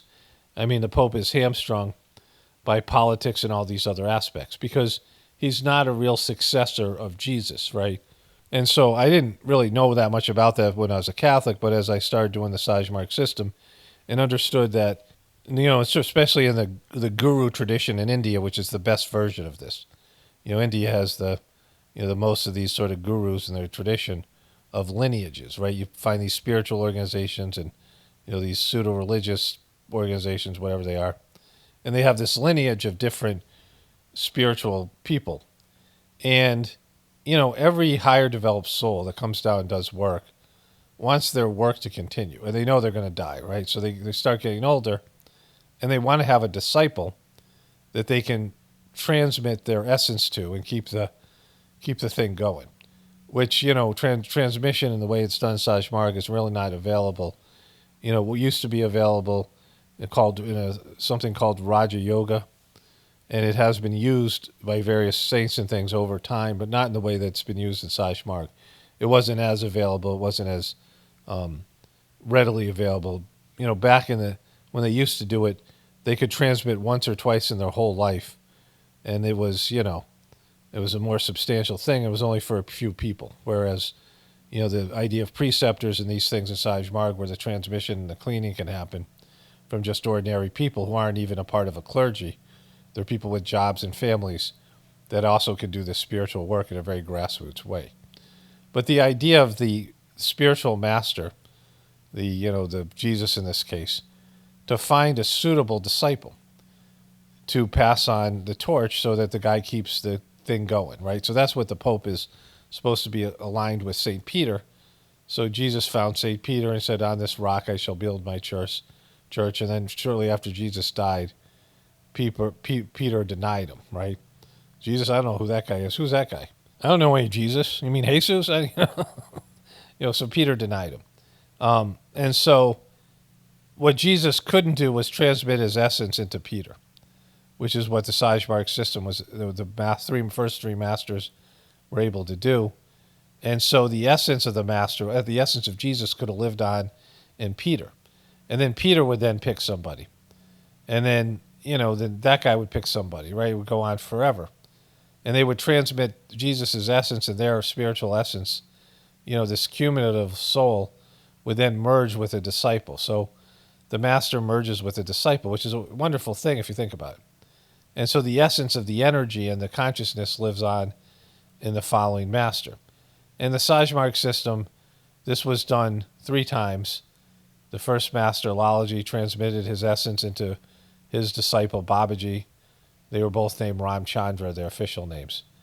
And it was 13 years after Lalaji had died. So this happened in a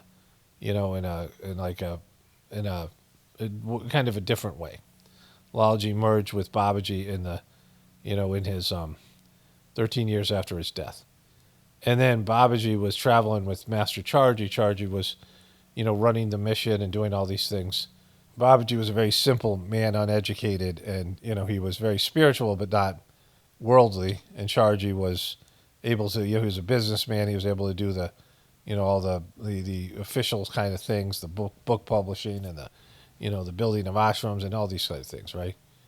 And they were traveling together in Copenhagen, and Babaji gave him a sitting where he merged in him. And that was 13 years before Babaji died. He did this sitting in 1974. 9 years. And so, and Charji had this essence inside him, which was the first 2 masters, Lalaji and Babaji. This essence of spiritual, like a joint soul.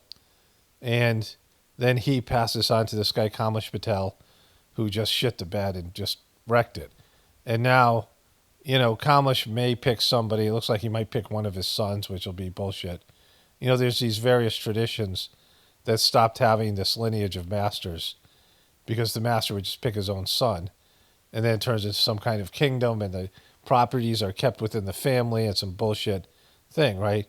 In the early tradition of the system, the first 3 masters picked who they thought was the best person to succeed them. Of course, Charji had limited options, obviously, because he ended up with fucking Daji. It was a nightmare. But then you get into political land, right?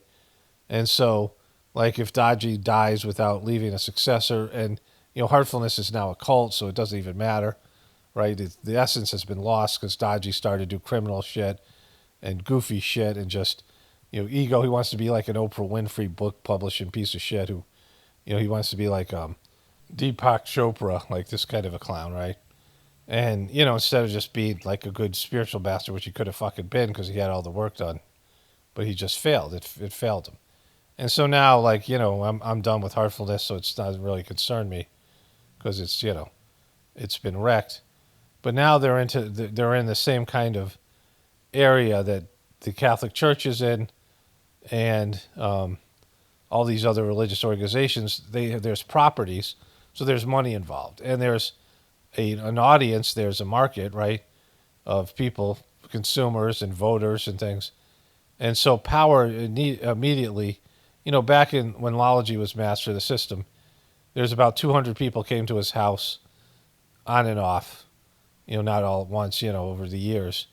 And he imparted spiritual training. So, barely anybody, right? I mean, I get more viewers than Lology had people, like many more. Like I get 3,000-4,000 viewers a day, right? And Lology got, 200 people in his whole life who he trained for spirituality. Babaji died with maybe 5,000 to 10,000 people.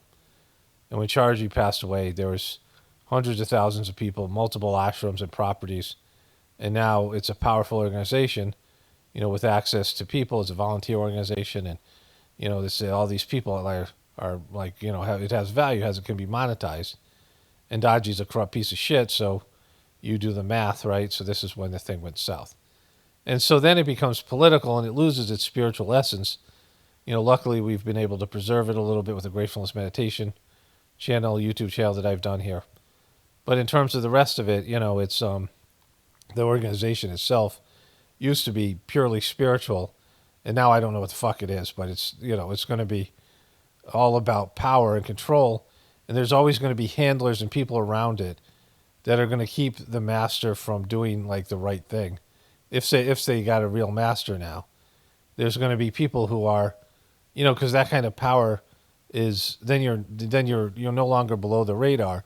The Prime Minister of India and Modi went to the ashram there, India, and all these famous politicians and some famous celebrities and singers and shit have gone there. And then it becomes part of the club, and then you're expected to behave in a certain way and not listen to God, but listen to the, your peer pressure and the, the powers that be. And so, like, then it becomes a piece of shit organization. And so after many, many years of that shit, the Catholic Church, and now with all the pedo problems and all the corruption and all the bullshit, the Pope is meaningless. The position is meaningless. It's a position where the person's completely handled, picked for political reasons. And it's just, performative and religious theater, and no longer has any meaning to it. And all the, essence of Jesus has long left the building. Elvis has left the building. Jesus is no longer, there. I mean, individual people can connect with Jesus, sure. A good pastor, a good priest could produce, some level of Jesus's energy, based in their love and devotion. There'll be some saints that maybe come through occasionally who will be censored and, will certainly not be the Pope, right? If they're not killed, they'll be silenced to one extent or another. And so that's why it's just fake shit, and it's just, an absolute joke. All right, let's move on to the next thing. I just went for a walk with my dogs, took a nap, and discussed our chicks with my wife about what to do next, because we got to matriculate them into an outdoor coop now for various reasons. But I had some more thoughts I just want to say about the whole Pope thing and religion in general. That you want everything to be done because of merit. One of the things that Master Charji said that was great about America, he said it's a wonderful system because it rewards for merit. It rewards for hard work. And in India, they have a caste system, right? So he was speaking about that, right? He was talking about the difference between coming to America, and you can be in the lowest level of economic, you could be an American immigrant with almost nothing and become a billionaire. Like that's happened. At the very least, a millionaire is within reach, which I think Americans, we take that for granted. The ability in terms of materiality, right? Spiritually, you're fucked, so, but on the material level, it rewards for merit. But, all these religious systems, it's about politics. And, these people are positioning themselves to be the Pope through, political alliances and, whatever else they've done to get to those higher level positions of bishops and cardinals and senior members, and then they work their whole life to get up into that level, and so they have to be old before they nominate them, because they're not going to take somebody young or somebody new. I mean, I was just talking about that thing with David Hogg, how he came up with a good idea for the Democrats, which is to get rid of some of these older non-producing politicians of no significance that have been around for a while in districts that they have no chance of winning, and bring in some young people. And he was, slammed by all the powers that be in the media, all these gatekeepers. So, they want to be the party of the youth. I mean, David Hogg still sucks, but, his position was legitimate. And so, this kind of thing where there's a hierarchy, there's a firm, there's a group of handlers and, gatekeepers, they always end up negating what God's supposed to do. The Whispers of the Brighter World, they say over and over again, everybody in general, all of us, and then especially the people in power, have been warned time and time again through dreams, experiences, whatever it is, that they've been warned, you're heading for the fucking cliff, turn around, and we just won't do it. And, this is the problem with our system, that when it is hijacked by people's egos, which is, everyone's got an ego that's potentially a demon, this is what you end up getting, like ignoring divine will, ignoring what's supposed to happen. There's a great story, and I can't remember specifically, what it is, but it's the gist of it is that there's some guy who's supposed to be the successor of the guru, and, he's about to, take the, whatever it is, the position, and there's a young person that shows up, and he was sent there, but he doesn't want to speak up because he's humble, because he's he's a real one, right? And he's supposed to take the position. He's younger he's much younger, like a young man, like in his 20s. And the guru, the would-be guru, the guy was kind of like the Lord of the Rings. They had that guy who was the steward of Gondor, right? Forget his name, doesn't matter. He's played by the guy who played the crazy guy in Fringe, which I didn't realize. And he goes crazy with power, and then he refuses to acknowledge Aragorn when he shows up, right? So that's the kind of thing I'm talking about. There's a guy who's supposed to be the steward of Gondor. He's not the king of Gondor. And they're waiting for the return of the king, which is the last book, which is Aragorn, the Strider character. And he said, I won't accept this ranger. I won't bow before this ranger from the north, right? Even though his son, Boromir, who died, pledged his fealty to the king, recognizing him as the king. Like he, at the beginning he was resistant to it, but, then he saw it, right? And so this young guy, the guru, the would-be guru, the steward, sees that the other guy is more evolved than him and says, oh, no, you're supposed to take this position, right? And that just doesn't happen, right? That doesn't happen where people are sensitive enough and, they get their egos going and they don't want to be passed by or whatever.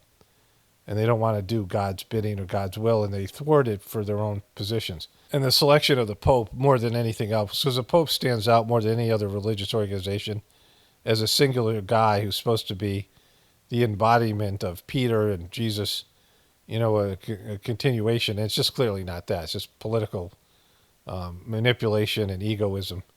And it's it's been lost. And, it's hard for me, or was hard for me to watch.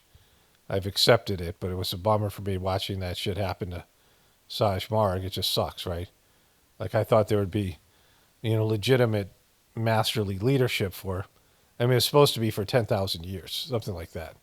Like, there was going to be, that's a long time, and the span of something like this, Christianity is only 2,000 years old, right? Not even 10, it was like thousands of years. They didn't say how long. And it may rebound at some point, hopefully. But right now, the line of succession, the line of divine succession has been thwarted, which, is, most of the people can't even acknowledge that. Like, they know Dodgy's a piece of shit. They just can't say it out loud or even think it because they, it just sucks so bad for them. It's like Santa Claus. It's like saying Santa Claus isn't real for a kid, but it's even, worse. All right, so let's get into the other stuff here. So this one, reckless and dangerous Pete Hegseth slammed for sharing plans with his wife, brother on his phone. This morning, Defense Secretary Pete Hegseth reportedly used his personal phone to disclose information about U.S. military operations in Yemen. This is a different group chat situation. This is another Signal group chat where he shared sensitive information to sources with knowledge of the matter. Tell NBC News 13 people were in the chat, including Hegseth's wife and brother. Sources say Hegseth sent the messages after an aide warned him to not share sensitive information on Signal. Okay, this comes a month after the editor-in-chief of The Atlantic, Jeffrey Goldberg, revealed the Trump administration accidentally added him to a Signal group chat about Yemen attack plans. National Security Advisor Mike Waltz has taken responsibility for creating that message chain. According to the New York Times, the other group chat was started by Hegseth.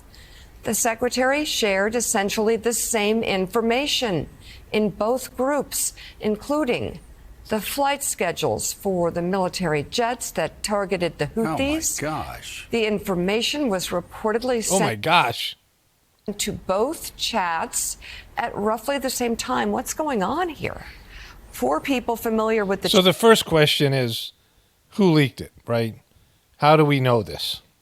How did this get out? Because that's as much of a problem as the rest of it. Like, is this a fuck up on their part? Or is it being intentionally done just as part of the destroying America stuff, right? And so let's, go with the official story. The first part about this is, let's say this is all organic and it all happened and, these guys are just bozos and it's not intentional or planned or scripted, right? Let's just go with the official story. Well, this guy was always an ass clown. Like, he didn't have any real credentials. So he was in the National Guard. And then he was a commentator on Fox News, which he would show up so hungover from the night before, he'd be still drunk and breathing out alcohol on the set of the show, where he started banging his producer and impregnated her while he was still married to a woman with 3 kids, has another woman with 3 kids, 2 ex-wives, and then cheated on all of them, or his wife and his new girlfriend, with a woman who claimed that he sexually assaulted her at a convention. And his mother wrote a letter to his ex about what a piece of shit this guy is. And this was all explained away by him finding Jesus. And because Trump, likes people who he thinks are good looking and are good in front of a TV camera, and this guy was, professional commenter, and are Trumpers, he picked this guy with no real credentials for this position, and he barely got passed through. It was only J.D. Vance's tie-breaking vote that made this guy get this job, a job he clearly wasn't prepared for. And again, not like the other defense secretaries aren't pieces of shit. I mean, they all are, right? They're all insiders, Washington, D.C. insiders. But this guy was, he's kind of an outsider, and he's a bozo. He's got impulsive issues, addictive issues. Like, he's got real character problems that were on display that probably would have, if Trump wasn't, riding the wave of his, his so-called victory, and he didn't have the complete backing of the House and the Senate, he wouldn't have got these people in. I miss certainly this guy. But he did get him in, right? And then the guy started fucking up almost immediately. And now he's got 2 major fuck-ups where he's leaked classified information on his cell phone in a public app that has now been discovered by the media. In one case, a media representative was put on there. And so somebody inside the chat has got to be fucking this guy, or this is being done intentionally. But the whole thing is a debacle, right? And, when you don't fire him the first time, and he's not going to get fired, I would be surprised if Trump fires him this time, right? I mean, Trump's already taken it on the fucking chin. And, the economy's tanking, and Trump's going to have to get bitch slapped by the Chinese. Like, he's going to I said there's going to be a video in the future where I'm going to say Trump just got bitch slapped by the Chinese, where Trump is going to have to go and bow down before them and go back on all his tariffs and bullshit, because the American people are going to make him blink long before the Chinese do. The Chinese people do that to their leaders. And so Trump is everything's falling apart. We're only like fucking, what is it? We're not even 2.5 months in. He got sworn in January, February to March. We're less than 3 months in. And so that's how I calculate time. And so, so this. Chat, tell the New York Times that Hegseth's chat. Wait. That's at roughly the same time. What's going on here? 4 people familiar with the chat tell the New York Times that Hegseth's chat was named Defense Team Huddle. And it Defense Team Huddle? Like they just got like little boys in there. It's Defense Team Huddle. Do you want to be a part of Defense Team Huddle? Yeah, but I want to be. Like, it's not some little club, not a fucking fraternity. I mean, he's a frat boy, right? There's a frat boy, one of these, right-wing frat boys. It did not include any other cabinet-level officials. It was initially created as a forum for discussing routine, administrative, or scheduling information. Sources tell the paper Hegseth did not usually discuss sensitive military operations. Hegseth's chat included his wife, who is a former Fox News producer and not a Defense Department employee. His brother and personal lawyer were also... Is that his brother there? ...so in the chat. They both have jobs in the Pentagon, but it's not known why they would need to know anything about attack plans in Yemen. Look, he's got his American flag thing going. In a statement, the chief Pentagon spokesperson denied any classified information was shared in either of the signal chats. Let's bring in one of the reporters of that piece, New York Times reporter Greg Jaffe. Also with us, retired U.S. Army Lieutenant General Mark Hertling. These guys, I mean, it's just like, what, is this a real person? Are these real people? These look a little bit AI generated. They're very cartoonish. Military career spans more than... Wait, guys, stop being so fucking happy. 3 decades of service, including as the commanding general of the U.S. Army Europe and the 7th Army. So we'll get to that in a moment. But first, Mr. Jaffe, more on your reporting. I almost felt like we were reporting on the first signal scandal. It seems so similar. Tell us more about who he included in this chat and why perhaps this is the same thing happening all over again. Yeah, so the chat, the chat, as you noted, included his wife, his brother, his personal attorney, and most of his inner circle, which has been in a state of tumult these last couple of weeks. And I think it's worth noting it's a very inexperienced inner circle, and he's a very inexperienced secretary. So it's a group of people who hadn't been used to operating at this level of government. See, let's go back to this idea of an outsider. Trump acknowledged this, that he was aware of it. That Trump said he didn't know what he was doing when he came in. He said this on Joe Rogan. I've been a business guy. I mean, it's a whole section he talks about this. And he said he couldn't bring his own people because his people hadn't been vetted. Then Trump is, after his first term and Joe Biden's first term, it had been 8 years since Trump ran in 2016. And now there's a variety of Trumpers in the government and Trump wannabes who are running for political office or had political office. And so then he had his own people that he could put in. And there are people who were, Trump senators and Trump, Congress people, Marjorie Taylor Greene and these fools, right? And so, but Trump was aware that there was a learning curve, because there always is. No matter how good you are at one thing, and Trump wasn't good, he's a terrible businessman, he's a con artist, the grift doesn't necessarily translate to the government. So Trump was still good at selling himself, and that's what he does best. But all the other parts, he didn't know what he was doing. And he hired a bunch of people who was their primary skill set was that they were Trumpers, right? So, their resume was really about how much they loved Trump. And, there's no bigger case than that than Vince McMahon's wife, right? Who called AI A1, which has sparked all these memes and all this bullshit. So it's chaos over there. Because Trump has a bunch of people who don't know what the fuck's going on, and they have an attitude like everyone who works for them and in their departments have been sucking off the government teat, right? And so, they have a negative attitude of their own agencies and their own people, and they think they can do it better, but they don't know what's going on. And they, sort of dismissive of people who do know what's going on. And as corrupt as those people may be, and government lifetime workers aren't the epitome of people with good characters, and lots of them are just, sponging off the American taxpayer, that's still their jobs. There's a learning curve. And this guy's arrogant, and he's fucked up, and he's got psychological issues, right?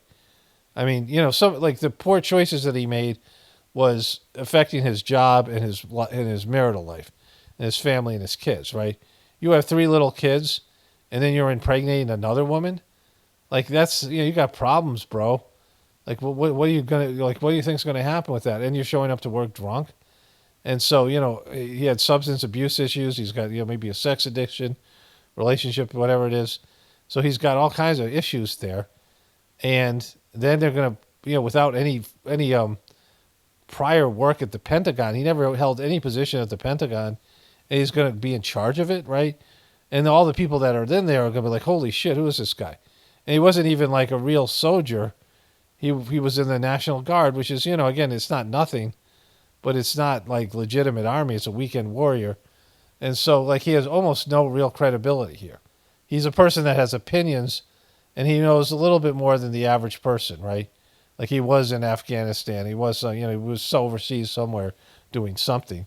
He has a little bit more knowledge of the military than the average civilian, but not, the kind of knowledge you need to run the fucking Pentagon.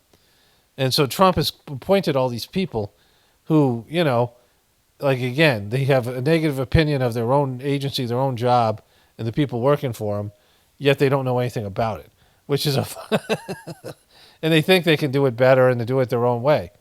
And if he's including all these people in his chat, and again, one of them fucked him, and he said and we'll find out if they tell us here, these people, the reporter, but somebody fucked him, whether it's, like it was the Mossad possibly the first time, but somebody leaked this shit, right? Like the first time they leaked it to a reporter who may or may not be in the Mossad.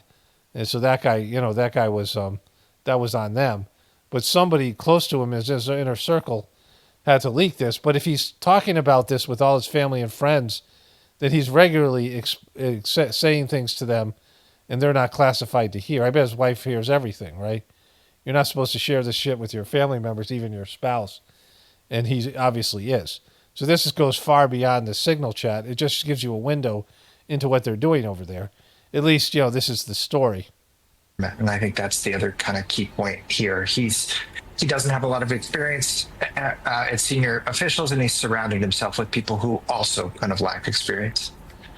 General, I was just a little congressman, one of 435.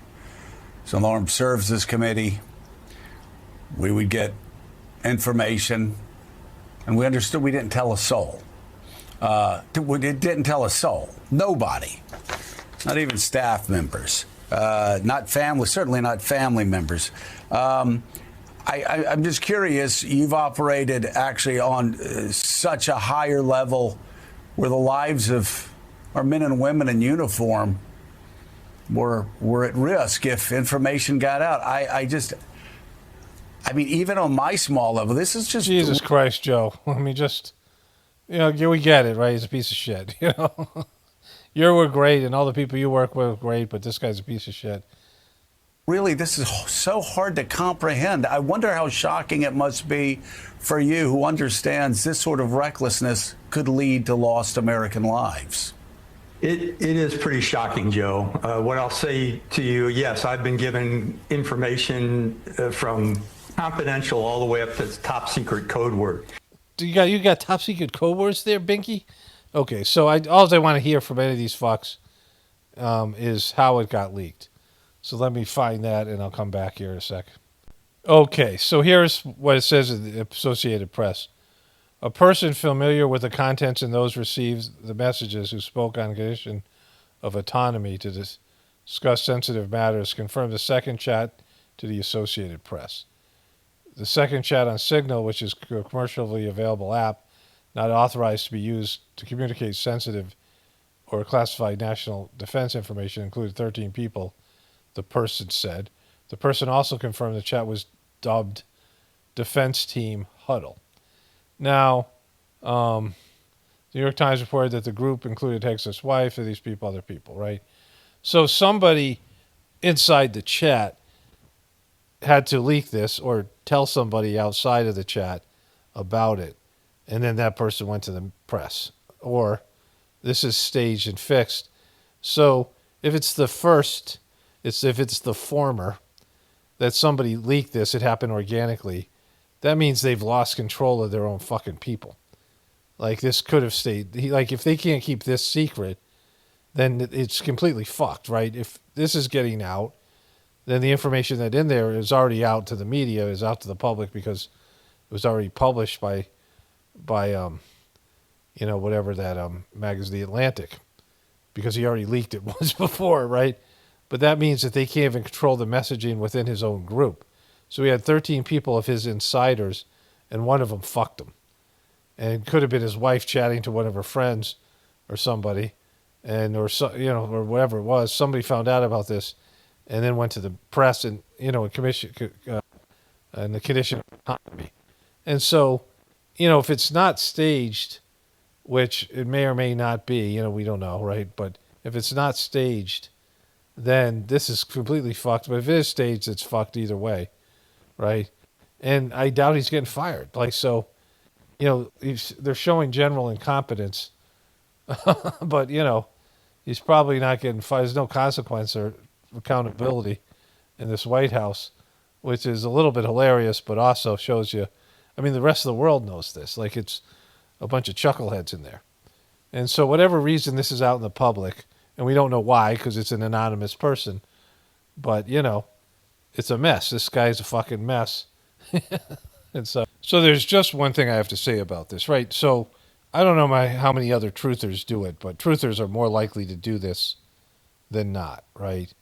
And, I don't do it all the time, but, it's just always there. I ask the question, why do I know about this, right? Like, how does this come to my attention? How do I know about Pete Hegseth's second? We know about the first one. So the first one, allegedly, if we were to believe the official story, like, how is this story being used to manipulate people? Like any event is staged and faked, or that's contrived because you're seeing it. They want you to know about it. They want the public to know it. They want the news to get a hold of this. So anything that's in the news, who did it? Who leaked it?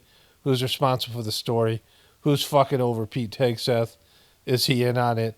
Is Trump in on it? These are the questions that nobody asks, even in the truth community. People ask some of them, but I always am aware of that. Like, why do I know? Like, why are they showing this to me?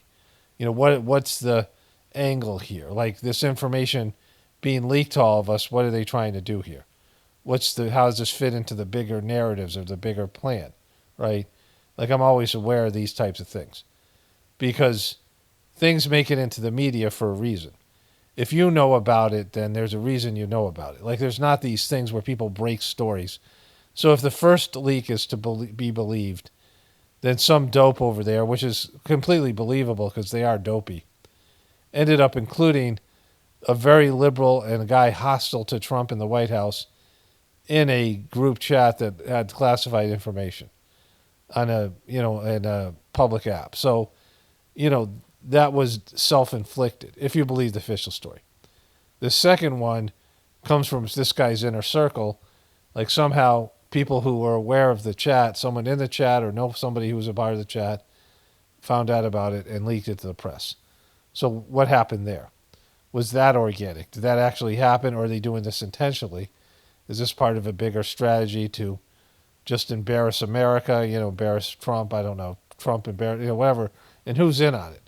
Is Pete Hegseth and Trump in on it? Like these things. So these are always the questions, and usually not going to get any answers, but you can kind of figure out why you know about it, right? And so if this was leaked by the Democrats, well, it's easy to figure out they want to fuck Trump over. If it's leaked by some inside Republicans who are anti-Trump, then we know why you're seeing it. But if this is being done intentionally where everyone's kind of involved and complicit in some way, and you're the mark, they're all in on it, and you're the, everyone who hears about it is being manipulated, well, that's something different, right? And what's the long-term goal of something like this? Well, we know Trump's going to, he's imploding. Like Trump's is imploding. Nor did God want this to come out to, warn people and say, hey, look, maybe you guys can reverse your fucking doomsday fucking shit you're doing, right? And so, it's always kind of interesting. Sometimes you get the answers, sometimes you don't. You can get the answers internally. Like you can come up with your own sort of intuitional, you can recognize patterns and just kind of see it. But in terms of confirmation on a factual level, it's just not there. But, it's something that should always be, everyone should take some of these, everything like this with some skepticism, some grain of salt. Because, there's a reason why you know about it. And that reason isn't because, it's not for your benefit, right? Anyways, let's move on here. Only spirituality will save this world. It's Parabano, definitely pointing from the Apocalypse. And the Ascension, everyone have a blessed day and be grateful.